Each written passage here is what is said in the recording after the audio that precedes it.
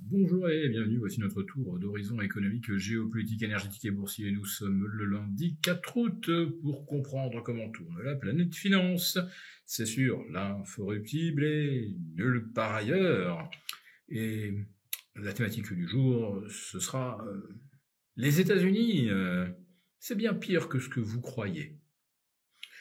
Alors, on peut argumenter à perte de vue sur la déconnexion des indices boursiers, de l'intelligence artificielle avec la conjoncture.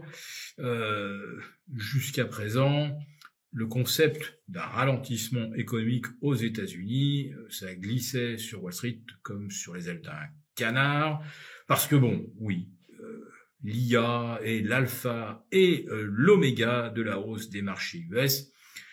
Ajoutons aussi quand même une petite pincée de flux financiers, autrement dit de planches à billets déguisées de la part de la Fed. Oui, c'est pas un quantitative easing classique avec des injections programmées sur un tableur Excel. Non, c'est de l'argent mis chaque matin au guichet à disposition des acteurs de la finance, qui s'empressent évidemment de soutenir l'énorme château de cartes des indices boursiers.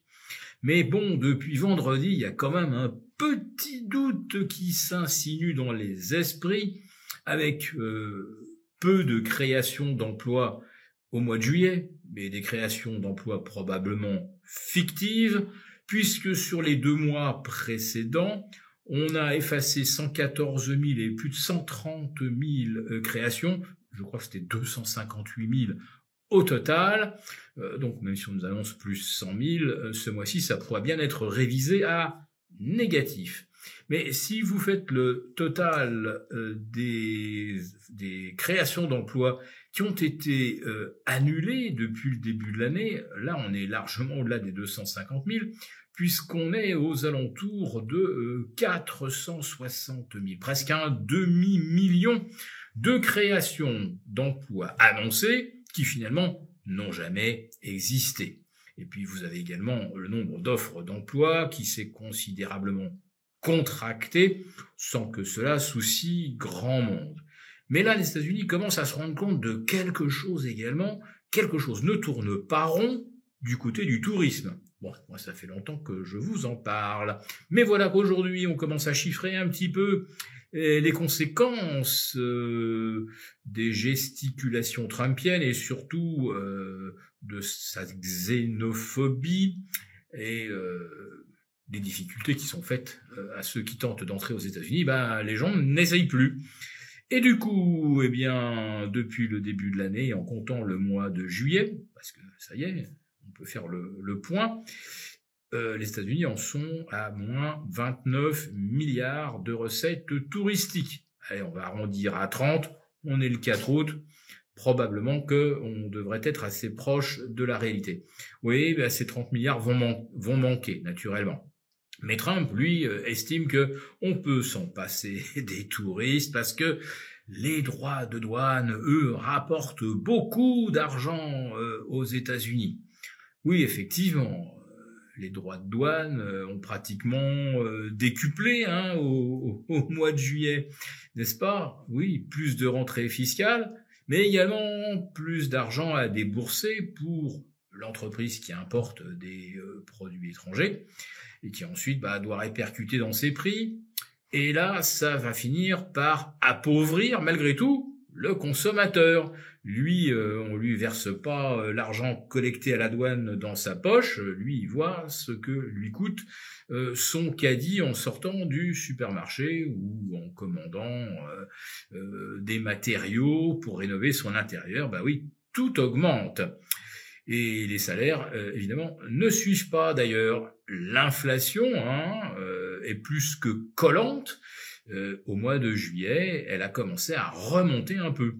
Et pas beaucoup en réalité, parce que beaucoup d'entreprises ont soit avec des stocks, soit ont essayé de ne pas répercuter.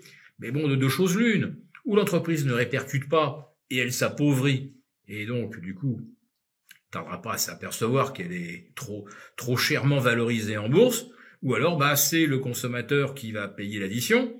Du coup, il va moins consommer, donc il va certainement moins acheter à l'entreprise. Donc il y a un moment, il faudra réviser les prévisions de chiffre d'affaires à la baisse. Donc pour l'instant, on est un petit peu, comme je le disais, dans l'œil du cyclone. L'inflation n'est pas encore complètement là. Le ralentissement économique, il n'est pas encore complètement acté dans les esprits. Mais quand même, il y a eu un petit déclic vendredi avec des décrochages de l'ordre de 3% en Europe en séance, on s'en souvient. Et on a atteint les moins 2,5 pour le Nasdaq. Et ce qui était amusant, c'est que le soir même, commentant ce petit trou d'air, le premier depuis le 21 avril dernier, vous aviez déjà les éternels, le permabule, qui était là en disant « Buy the dips ». Oui, 3% de correction, c'est déjà un retracement phénoménal du marché américain. Pensez, on a déjà effacé tous les gains depuis le 9 ou le 10 juillet dernier.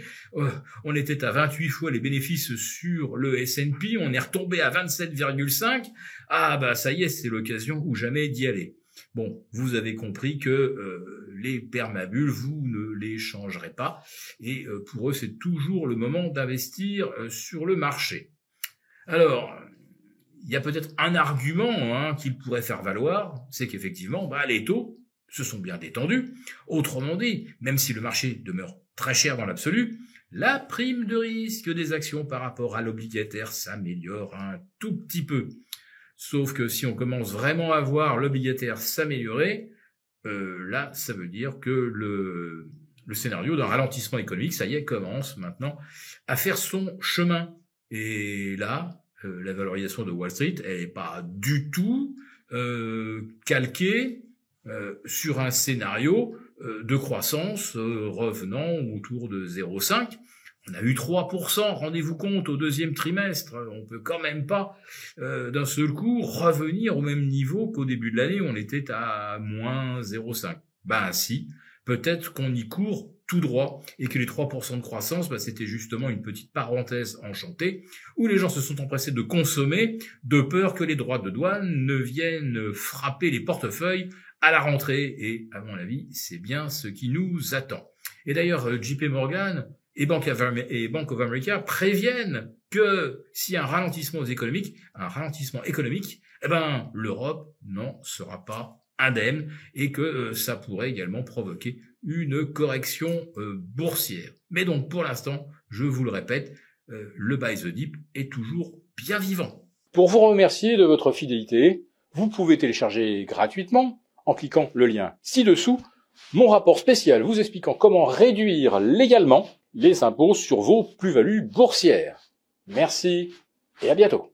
Merci beaucoup d'avoir regardé cette vidéo. N'hésitez pas à réagir dans les commentaires ou à liker et partager cette vidéo si le contenu vous a plu. Et pour ne rater aucune de nos prochaines émissions, vous pouvez vous abonner à notre chaîne et activer les notifications. Et pour plus de contenu, n'oubliez pas que le dernier rapport rédigé par nos experts est accessible en cliquant sur le lien de description. On se retrouve tout de suite dans les commentaires et je vous dis à très bientôt pour une prochaine vidéo.